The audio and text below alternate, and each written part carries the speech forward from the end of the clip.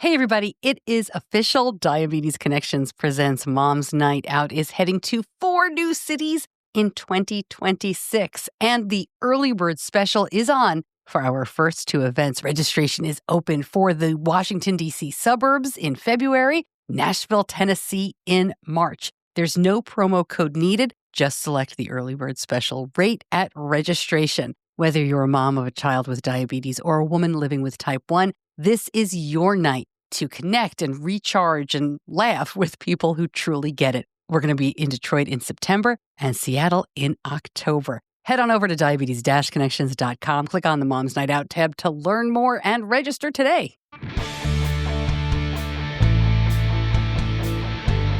This week on Diabetes Connections, with a lot of family time coming up this week for many of us in the U.S., it's a great time to talk about screening for type 1.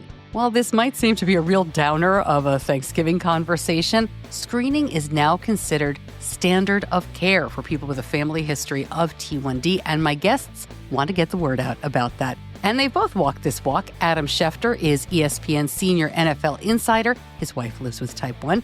And Dr. Shara Bialo is a pediatric endo who lives with type 1. They've had their families screened. We're going to talk about the whole process, including the emotions, the expectations, and I snuck a few other questions in there, like marriage dynamics with type 1, CGM sharing with your spouse. This podcast is not intended as medical advice. If you have those kinds of questions, please contact your healthcare provider.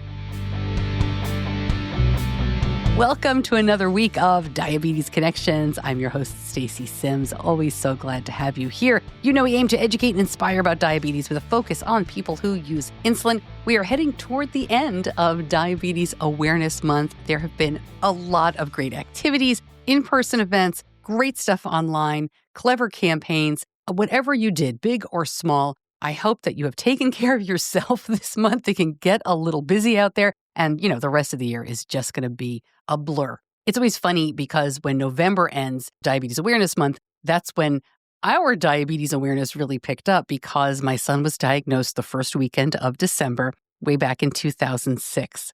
It was actually at Thanksgiving that we really noticed that something was wrong. There had been some signs before that. I've told this story many times. But Thanksgiving was really the key to getting his diagnosis. And I just want to mention real quick, and I'll link this up in the show notes, I've done a bunch of episodes on Thanksgiving. It's a really tough holiday if you are newer or newly diagnosed, whether as an adult or if you have a child. Because as I've learned, a lot of adults with type 1 are just asked the most nonsense questions over and over again. Or, all their relatives want to bring sugar-free cake or pie or whatever. It's a lot. And as a parent of a newly diagnosed child, you're facing a lot of firsts, perhaps. And of course, it's a holiday all about food. So I'm going to link up some episodes we've done in the past, including one of my favorites, Ask the D-Moms, where Maura McCarthy and she's the author of many wonderful blogs and books, including Raising Teens with Diabetes. Maura and I answer your questions all about Thanksgiving and Christmas and the other December holidays. Because look, all there is food, right? From here to the end of the year. When my son was diagnosed, though, back in 2006, screening, at least to me, seemed like kind of a far-out research project. People were doing it, and you might see a booth at your JDRF Summit, or now Breakthrough T1D, maybe at Diabetes Camp, but there just didn't seem to be anything that could be done. It just kind of went into this, now I know, very important research bucket. But I think over the last couple of years, we've learned the importance of screening because now more can be done. And I know I've talked a lot about screening this year, but I think the timing of this episode might be interesting, as I said in the open, because you're going to be with your family. We're going to talk about it at my Thanksgiving. There's going to be information in the show notes. If you want to move ahead with screening, it is easier than ever. And it is a standard of care now. I mean, you should really be able to ask your pediatrician or your general practitioner about screening. And again, I will link up that information in the show notes.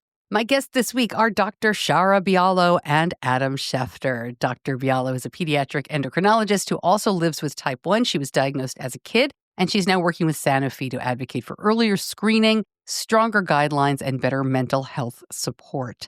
Adam Schefter is a senior NFL insider at ESPN. He has worked at ESPN since 2009. He is nonstop. He works for ESPN Radio, all of ESPN. He's got his own podcast. He's been on the show before. We talked to him. It's been a long time. I want to say like 2017. His wife, Sherry, has type 1 diabetes, and he has worked with Sanofi to help spread the word about screening for a while now. Sanofi is the maker of TZIELD. This is the first of its kind type 1 diabetes drug that delays the progression. It is available to patients age 8 and up who are in stage 2 of type 1 diabetes.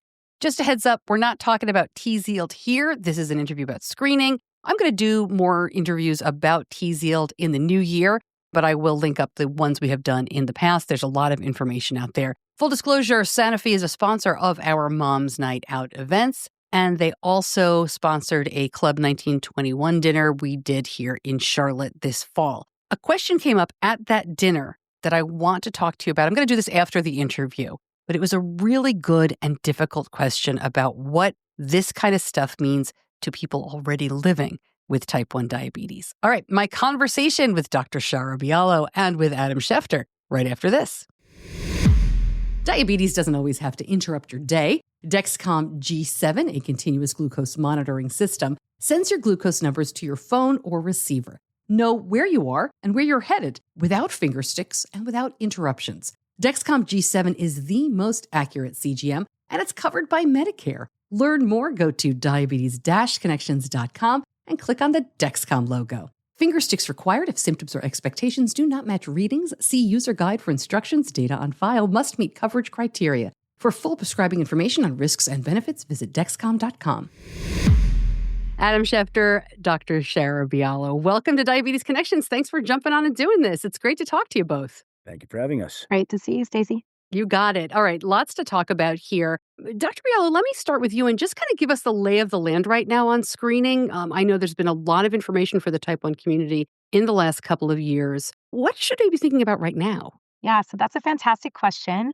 It's actually a landscape that's evolving at sort of day by day. I think for a long time, the attention has been on people who live with type 1 or autoimmune disease and have relatives, right, that could potentially be impacted and would benefit from screening. That messaging has been out in the world and proposed by the American Diabetes Association, by the International Society of Pediatric and Adolescent Diabetes. They've all sort of put forth this idea that if you are impacted by type 1 in the family or autoimmune disease, you should consider screening for type 1 diabetes by measuring diabetes autoantibodies. But the more and more involvement there is by breakthrough T1D and by experts in the field, the more the messaging is sort of morphing and evolving into we should start to plant the seeds for general population screening, because we know that 85 to 90% of people who pop up with T1D each year don't have that family history that would have provided that flag for them to get screened otherwise.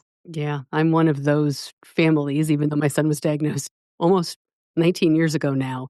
Oh. But yeah, no family history. And Adam, your wife lives with type 1. Can you talk about this, the message that you got about screening and what this means to you? Yeah, well, again, it's American Diabetes Month, and so it's, to me, an important time to educate people about the importance of screening for early detection for type 1 diabetes. As you mentioned, my wife, Shari, she's type 1. I know what it's like for her to manage the disease on a day-to-day basis. I always think of type 1s as warriors, and they are, because what they fight through on a day-to-day basis is incredible. And it's why I partner with Sanofi to raise awareness around the importance of screening for type 1 diabetes. As my wife knows, an unexpected T1D diagnosis can have serious impacts, and we know that you can't prevent type 1, but you can prepare for it, and screening gives you the time you need to prepare for it. And so that's why, again, I partner with them to come out and preach the importance of making a plan, visiting your doctor, going to screenfortype1.com to learn more about T1D.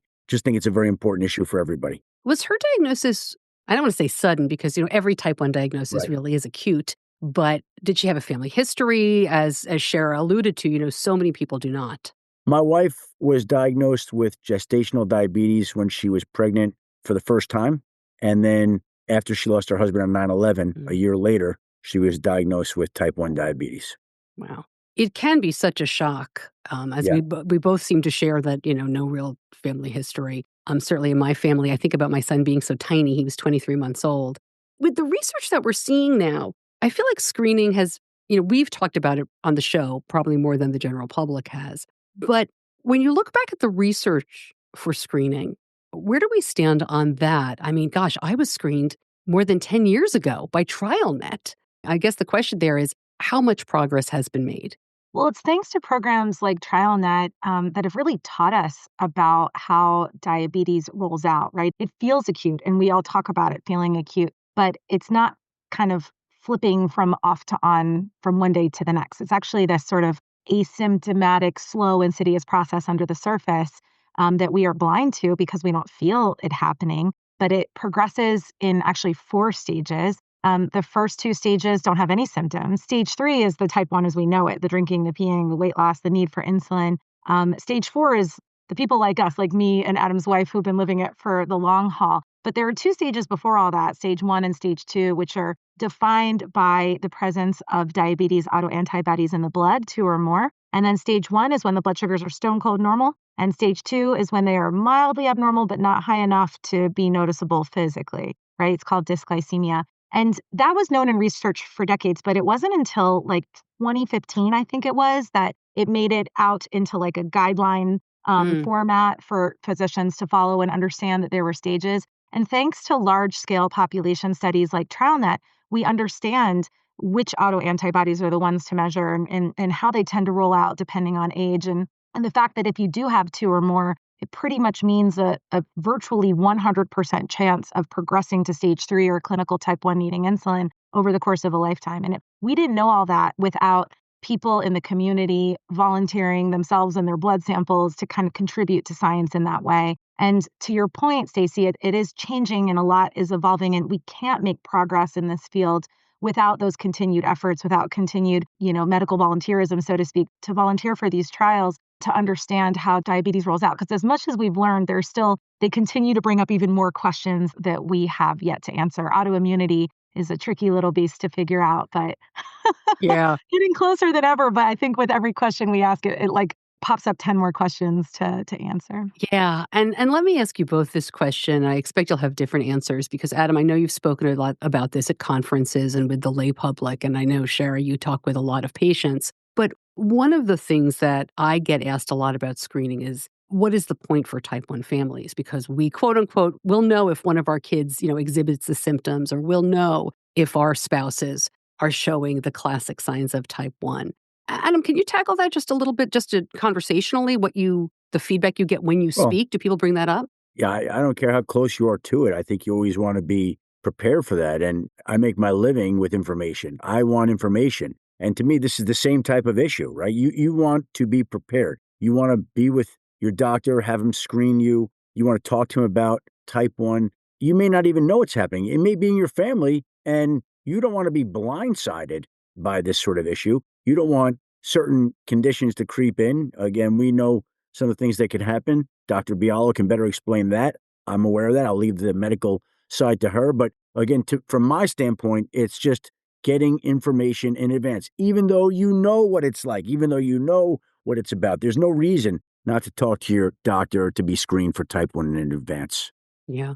And Dr. Bialo, can you add to that? Yeah, I love this question actually, because I think a lot of us fall victim to this idea that because we're intimately familiar with type 1, that gives us, I think we want it to give us an advantage. And so like we want to think of it as like a leg up and to be able to see the signs early enough to avoid serious harm to our loved ones. And the truth is a little cruel, right? Like when we look at studies that look into the rates of decay, even in those that have a family history, they're still quite high, up to 20 to 30%. Why is that? I used to give my son, when he was little, the side eye if he grabbed an extra sip of, his sippy cup or if his diaper overflowed, right? I felt like I was so on top of it. And I'm sure a lot of us feel that way, but it just goes to show how tricky type 1 can be and how much it can mimic other things, right? Just high activity level, your kid's really active, or say you're really active and you think that you're drinking more because you're active, or even like the littlest ones that don't communicate, they can't tell you how they're feeling, and they actually progress very, very quickly before we may even have the opportunity to notice a pattern of signs. And then, on the other end, there's teenagers and young adults who aren't communicating like with their family. They're independent. They're getting their own drinks. They're going to the bathroom in the middle of the night by themselves. No one may be the wiser, and they might not know enough themselves to know that it's problematic. So there's a lot of reasons why I think DKA sneaks up on us, and why a new diagnosis sneaks up on us. And I agree with Adam that screening it's just a meaningful opportunity to have more control and fewer surprises in life. The first question I got from listeners when I said I was talking to you all was, would you ask them to share about how or if they have screened their own families or themselves, in Adam's case, and as much as you're comfortable sharing, how that was? Well, I don't like needles, but yes, we have screened and we've screened our children, and I would advocate everybody do that kind of thing. And again, it's hard for me to get past it. And I think that's why they came up with them. Screen it like you mean it, rather than one prick. What was the expression at one point? Maybe Dr. Bialo knows. I don't know, but we've done it. I'm all for it, and I highly recommend that others engage in it as well. Was it emotional? Was it scary? I think it was more purposeful than it was anything else. Like, you just want to make sure that you're doing the right thing for the sake of your family. And so that, to me, is more what it was like. Yeah. I mean, Adam, you are a matter-of-fact guy. I know. And you got 400 things going on at any one moment. But I'm going to ask, when your daughter, when your son, right? Yeah. When they're getting screened, you and your wife, that had to be emotional. emotional. You're nervous. And fortunately, so far, so good. And that's the encouraging thing. But yeah, look, I watch what my wife goes through on a daily basis. Dr. Bialo goes through on a daily basis. Like I said, nothing but extreme respect for all those type 1 warriors out there. And that's what they are. They're warriors. And with all due respect to I wouldn't want my children to have to go through that if they didn't have to. But again, that's part of the reason that we did screen. Yeah. And Dr. Bialo, did you screen your family? Yes. And it's funny because my husband, I think, has the same mentality as Adam. He's like very pragmatic about it. This is a way of giving an advantage to our family. I was a mess. A mess of emotion. And I don't know if that's just like being female or a mom, or the fact that I'm the one that has type 1 diabetes. Yeah. And there was this added like guilt factor that if it was positive, that would somehow stem from me. And I had a hard time processing that. I think it was like the lead up to the decision to do it that was very difficult for me. And my husband was the steadfast one and helped me get over that hump of like it being the right thing and was very supportive. Interestingly, he did not get screened, although I probably should have made him do it because it's not like type 1's limited to the pediatric age range, and his own family, has some autoimmunity floating around it. So maybe like a second chapter to come. But we got our kids tested. And the process was pretty easy, right? I bribed them. They got their blood drawn. We did a commercial lab to do it. But I also didn't anticipate the stress of awaiting the results. And at the time, the results were coming in one at a time, which I found especially anxiety-provoking. Wow, yeah. Since then, commercial labs have done a great job of kind of clumping the tests together in panels, so you don't hopefully have to experience that anymore. And thankfully, my children didn't have diabetes autoantibodies. And then the second wave of sort of emotional processing, or third or 100th throughout the whole thing, was that I was surprised by how much a relief the negative result was, and actually continues to be. And although the negative doesn't necessarily mean they'll never get type 1, it really means that right now they're not at immediate risk, because we know that can evolve over time. And now that I did it once, I'm completely comfortable with the periodic retesting, right? Especially as they progress through childhood and adolescence. And so we've set reminders to do that every couple of years. And I think that I'm much more comfortable with the idea that it's quick and it really has given us a lot of clarity, and that itself is a gift. So I'm all about doing it again. Can you share a little bit about the retesting? That went by quickly, but I think some folks may not be familiar with why you might have to do that for kids especially. Yeah.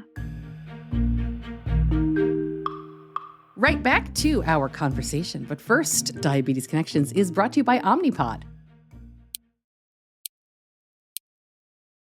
Did you hear the pod drop? Did you know all the sounds used to make that song come from a site change with the Omnipod 5 automated insulin delivery system? Pretty cool, huh? With Omnipod 5, pump site changes are simple. The pod lasts up to 3 days, 72 hours, and to change it, you just fill up the pod with insulin, place it on your body, tap a few buttons in the Omnipod 5 app, and you're ready to go. There's no tubing to prime like with traditional insulin pumps, and it's virtually pain-free. So you never have to see or handle the insertion needle. Want to try Omnipod 5 for yourself? Request a free Omnipod 5 starter kit today by visiting omnipod.com/diabetesconnections. Terms and conditions apply. Eligibility may vary. Yeah, so diabetes autoantibodies can actually surface quite early, like between 9 months to 2 years of age. And the vast majority of individuals do sort of convert, seroconvert, as we call it, around that time. But diabetes antibodies, once they surface, they're not always present, meaning they can sort of wax and wane. And that makes measurement a little bit finicky and sort of throws a curveball into it a little bit. And so we know that the more you screen, especially with someone in a high risk family, the more likely it is to actually capture all cases. Mm. So the idea is that, if you're screening at around age 2 to 4, like 4 to 6, 10 to 15, around that time, if you do all three of those, then you're catching about 80% of cases. So there's nothing in science or medicine that's absolute. So there's always going to be people who tell stories of screening and getting negative, and then the next year popping up with clinical type 1. You'll hear sort of those scary instances, but we can only do so much, right? And we can Yeah. we can try to take steps that give us the best possible probabilities. But the idea is that the more screens you do over time, the more information it gives you about the possibility of those who may be converting a little bit later in life. So at least in childhood, a few measures a few years apart are a good idea if you're one of those families that's already impacted by type 1. It's interesting to talk to people who are adults with type 1 and spouses of an adult with type 1. Quite often I'm talking to caregivers, or we're talking about the technology companies. So this is not a screening question, but I would love for you to share, if you don't mind, like, what does type 1 look like in terms of the way you share information on a day-to-day or regular basis with your spouse? And Shara, let me start with you. Like, does your husband follow your CGM? Or are you one of these folks who's like, absolutely not? Like, do you mind sharing a little bit of what it looks like? Yeah, I probably fall somewhere in the middle. So my husband actually does not follow my continuous glucose numbers in real time, and that's sort of intentional. It's something we've discussed. He's open to it. I just think I've found a rhythm where I primarily manage things myself, and then he steps in when I ask, or if something just seems off and he feels like he needs to offer. So some families work best, right, with shared data, others don't. So there's not one right approach. I think it needs to be a family discussion. And I think what matters most is that the person living with type 1 feels supported and not necessarily surveilled. Although I'm sure if you pulled teens, they'd have a very different point of view. But that's sort of where I stand as an adult, pretty independent. But I know it's really nice to know that I can ask for help and receive it whenever I feel like I need it. Adam, does your wife ask you to follow? Not only does she not ask me to follow, she would never want me to follow. Never. That would be a violation of HIPAA laws in my mind. She does things the way she wants to do things, but like Dr. Bialo said, like, I'm there. Today when I left the house, she was not feeling well. Mm. She was not doing great. And it happens often. And I've come to learn when she's not doing well, and when I have to step in, and when I can offer support, and when I have to take over and do things that she would have done. There are any number of times where I'm home doing television and she's supposed to pick up my daughter because I'll have taken her in from school and she can't go. And I got to run out and run back home and scrambling around. Like, these are just the daily functions of life. And it could happen any day, at any time. But no, I'm not tracking her numbers, and she would never allow me to track her numbers. She doesn't want that to happen because, honestly, I'm very on top of things, times, dates, punctual. Like, and my wife is more carefree and loose about that kind of stuff. So I would be like, oh, you're at 73 right now. Like, we need to get things in order here. And she would not like that. She never wants to be told what to do. I think conversations around CGM is the best way, right? Yeah. To not feel like the person is surveilled, as you said, but that you've got their back. Yeah, But there's a Adam, big difference. yeah, I mean, I have a 20-year-old son who was diagnosed at 2. So we've gone through the field of surveillance and independence, and now independence is the good one. Adam, it's funny that you mentioned, like, you're on top of things and you're very punctual and you've got all these things going on and doing TV at home. I did ask my listeners if they had anything non-diabetes they wanted to ask. And this is more of a compliment than a question, but I'll see if I can turn it into one. My friend Matt, who works in public relations, met you at some Breakthrough T1D events, and he's seen you speak. And he says, as a leader in information gathering on your beat, your phone seems like your lifeline and your meal ticket. How he balances that with his family is like nobody else I've encountered. So kudos to you. That is high praise from my friend Matt. But Well, also, how do you do that? I mean, we were sitting at this interview. You were over here. You were over there. You got talking to people. They're in the room. You're running here. How do you do it? The same way that everybody else does it. It's just that mine is more public a lot of times than other people. I don't know that what I'm doing is all that different, other than, like I said, it's oftentimes on television or on social media. And I have learned over the years to multitask fairly well. And so I could be doing TV and tweeting and doing this podcast at the same time. You might not even realize that I tweeted 3 times during the course of this interview. I love it. I love it. Let me be fair and ask the same thing to you, Shara. You're seeing patients, you're living with type 1, you got a family, you got to practice, you're working for Sanofi. How are you doing it? Oh, I guess just 1 hour at a time, that's all we can do, right? I think that's probably a lesson learned from living with type 1 is that, like, you control what you can control, and what you can't, you control how you feel about it, right? And you just take things one at a time and nothing. The other lesson I learned from diabetes is that perfection is a total myth. It's not attainable. And I think that Mm. we try our best, and as long as we're comfortable with the idea that nothing's going to be perfect, days get a little easier, I think. Adam, I did get a sports type question for you. I used to work in news talk radio, and the worst part for me was when we would talk about sports because, I was just the worst. So I apologize in advance. That's But I okay. did ask my listeners, and Justin said he wanted to know who is your MVP or most improved player or coach of the year if the season ended today? If it ended today, it would be the Colts running back Jonathan Taylor. But the season doesn't end today. There's 8 more weeks, I believe. And in each of the last 12 years, the MVP has gone to a quarterback. So it's usually a quarterback award. And in the end, a quarterback probably will prevail. But the Colts running back Jonathan Taylor is having a season for the ages right now. And he would be my MVP today with 8 weeks to go. And my question for you about sports is, I do see you tweeting all over the place. I see you nonstop. Is this all still fun for you? Look, I love my job. I make my living around football. I get to do a job that I never would have imagined I would be doing as a kid. If you had said to me as a kid, here's what you'll be doing. You're going to be working for ESPN. You're going to be talking to people in each football organization. You're going to be watching and tracking these games, trades, hirings, fire. I would have been like, how much do I have to pay you to do that job? But fortunately, I don't have to pay anything, especially with some of the bills I have, and I get paid to do it. So it works out pretty well. And I feel very blessed and fortunate to do the job that I have. I feel like, I went to school for broadcasting at Syracuse, and I feel like everybody I've met who was lucky enough to work in sports says the same thing. They're like, I would pay to do this. If 7-year-old me knew. And it's very true. It's very true. Cool. It's beyond what I would have imagined. That's great. So I'll wrap it up just by this. You all have been talking about screening for a while now. I know, Adam, we've mentioned you speak to a lot of groups. Shara, you've been on the show and you address communities as well. Do you feel like people are hearing the message? Do you feel like the news is spreading? I guess that I'm ending with, are you hopeful for this? And Adam, let me start with you.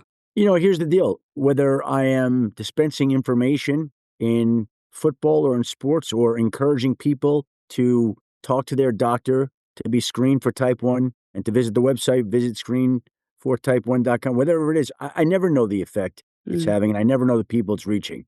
I just try to stay on point and deliver something that I feel matters, whether it's football information or whether it's screening and talking to your doctor about getting screened. So hopefully it is reaching a lot of people. I hope it is. I never fully know, but it's my job to encourage people to prepare in advance and to talk to their doctors about it.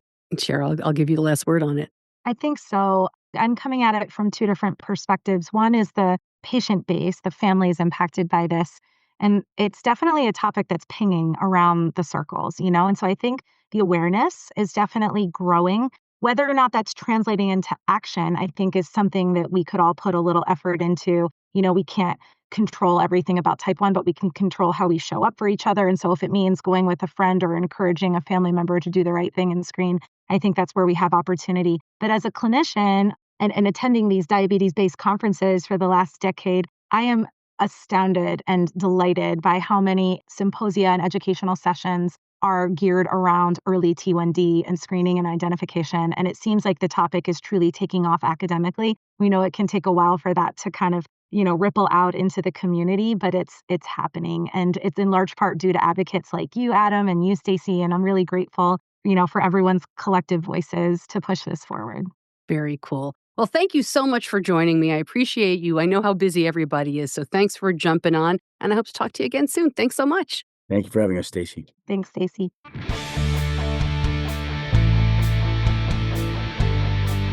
More information on everything we talked about, head on over to diabetes-connections.com and click on this episode's homepage. And I said before the interview, I was going to talk to you about a question we got at the Club 1921 dinner here in Charlotte that we did with Sanofi. Club 1921, if you're not familiar, is something new that we have just started. This is a community dinner. It's not a big conference. It is a one-evening event focused on one specific aspect of living with type 1 diabetes.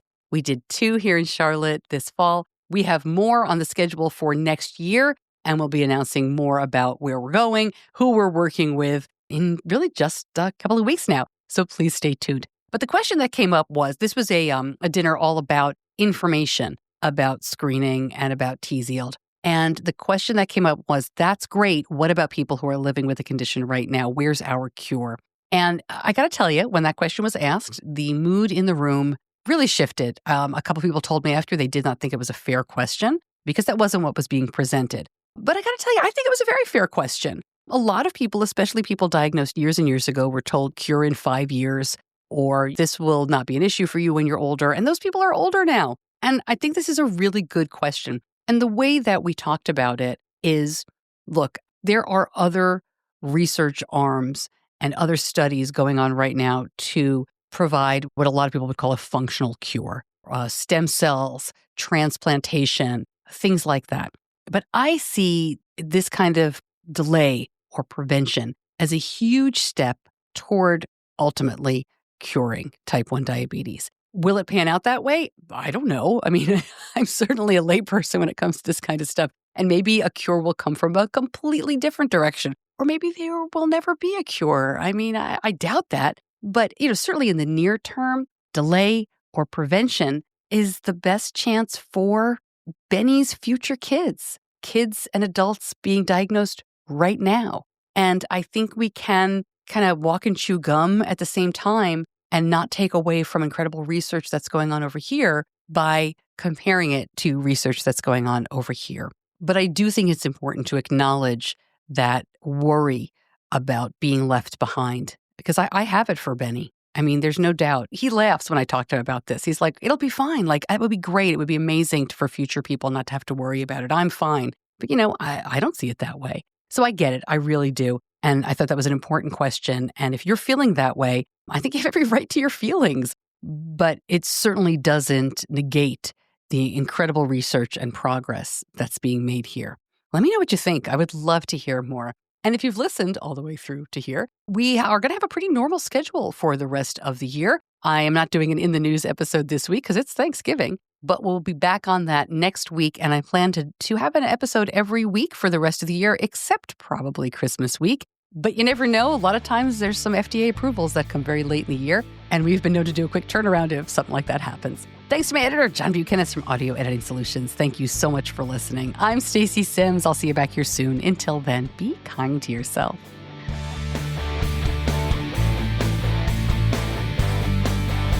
Diabetes Connections is a production of Stacey Sims Media. All rights reserved, all wrongs avenged.